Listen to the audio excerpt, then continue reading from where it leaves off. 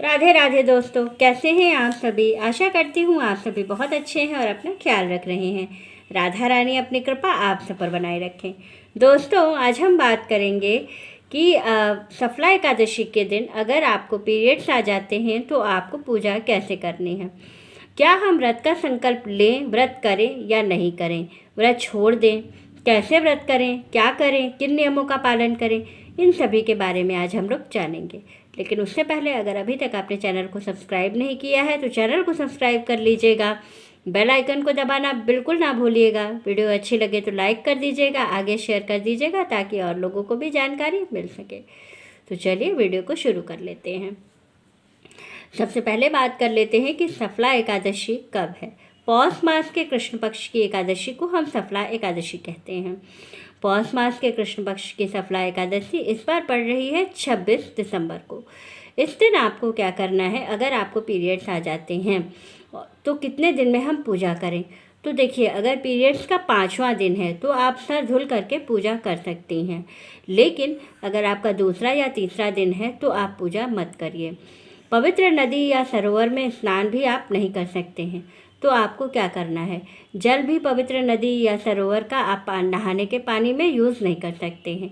आप नॉर्मल पानी से सुबह ब्रह्म मुहूर्त में उठ करके स्नान कर लीजिए। स्नान करने के बाद आप जहाँ आपके घर का मंदिर हो, जहाँ आपने पूजा स्थान बनाया हो, वहाँ पर आप वहाँ से 100 मीटर की दूरी पर खड़े हो करके हाथ जोड़ करके भगवान से प्रार्थना कीजिए और मानसिक रूप से संकल्प लीजिए, अमुक नाम अमुक गोत्र, मैं आज जो है सफला एकादशी का व्रत कर रही हूँ। भगवान, मेरी ऐसी स्थिति है कि मैं इस स्थिति में आपकी पूजा नहीं कर सकती हूँ। इतना उनसे प्रार्थना कीजिए और व्रत का संकल्प ले लीजिए। फिर पूरे दिन का व्रत आप जैसे रखते हैं वैसे ही आप व्रत रखिए। आपको व्रत में कोई भी हेर फेर नहीं करना है। पूरे दिन आपको जैसे आप फलाहार का खाते पीते हैं वैसे आप खा लीजिए और पूरे दिन व्रत रख लीजिए।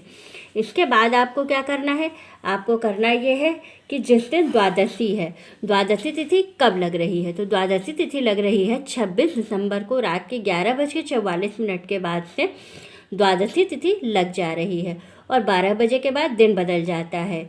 तो अगर द्वादशी तिथि के दिन आपका 5वां दिन पड़ रहा है तो आप ब्रह्म मुहूर्त में सूर्योदय से पहले उठ करके स्नान आदि करके अच्छे से बाल धुल के पवित्र हो जाइए और जो आपकी एकादशी की पूजा छूट गई है वो आप द्वादशी के दिन सुबह में करके सूर्योदय से पहले पूजा करके और उसके बाद सूर्योदय के बाद फिर आप क्या करिए, दान कर लीजिए। जो एकादशी के दूसरे दिन द्वादशी का जो दान होता है वो दान करने के बाद आप व्रत का पारण कर लीजिए। लेकिन अगर द्वादशी तिथि के दिन भी आप पवित्र नहीं हो रहे हैं, 5वां दिन आपका नहीं पड़ रहा है, तो आप क्या करिएगा, तो आप पूजा, एकादशी की पूजा आप किसी और से करवा लीजिए। दूर बैठ कर के कथा का श्रवण कर लीजिए, किसी से कथा पढ़वा लीजिए और स्वयं उसका श्रवण कर लीजिए। और द्वादशी के दिन किसी के द्वारा अपने अमुक मतलब अपना नाम और गोत्र उस व्यक्ति से बुलवा करके अपने नाम से उस दान को दान करवा करके आप व्रत का पारण कर लीजिए और भगवान से क्षमा याचना कीजिए कि हे प्रभु, इस बार मेरी ऐसी स्थिति थी, आप तो सब कुछ जानते हैं, हमारी ऐसी स्थिति थी कि मैं पूजा करने में असमर्थ हूँ, लेकिन मैंने पूरे सच्चे मन से आपका व्रत रखा है और मेरे व्रत को आप स्वीकार करने योग्य हैं। आप मेरे व्रत को स्वीकार करिएगा। बस इतना बोल करके व्रत का पारण कर लीजिए। आपको संपूर्ण एकादशी व्रत का फल आपको प्राप्त होगा। वीडियो अच्छी लगे तो लाइक और सब्सक्राइब ज़रूर कीजिएगा। राधे राधे दोस्तों।